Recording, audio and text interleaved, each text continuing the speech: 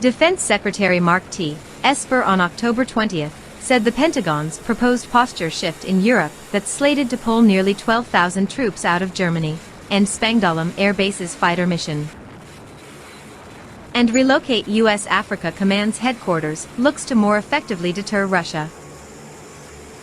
During an in-person appearance at the Atlantic Council think tank in Washington, Esper said the more eastward the U.S. can pivot its personnel and assets, the better job it can do of safeguarding its allies and partners from the Russian threat.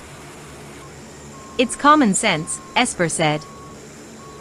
You don't need to be Napoleon or MacArthur to look at the map and realize that the further east you are, the more reassurance you could provide for those allies and partners on the front lines, whether it's in the northeast, it's the Baltic states, Poland, just due east of Germany, or in Bulgaria and Romania in the southeast along the Black Sea.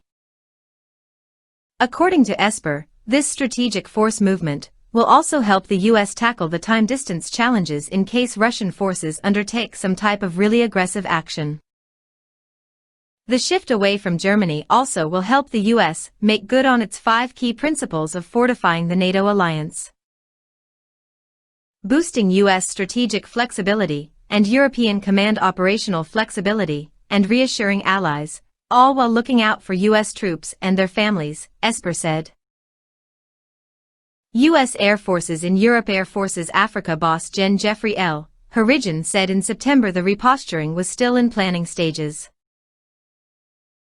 The secretary also spoke to a real opportunity to base at least portions of the U.S. Army's 2nd Cavalry Regiment in Poland, a possibility he said the would-be host country wants, and that the U.S.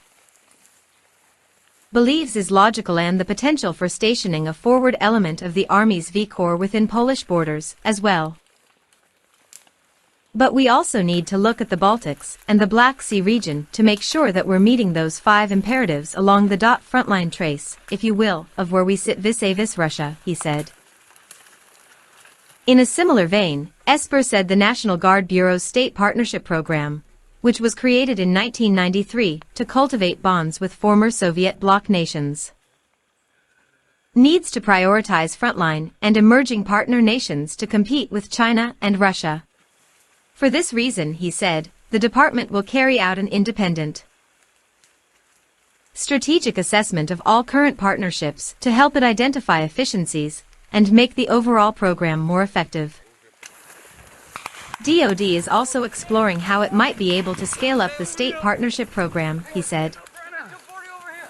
While the endeavor currently boasts a portfolio of 82 partnerships with 4 new ones pending.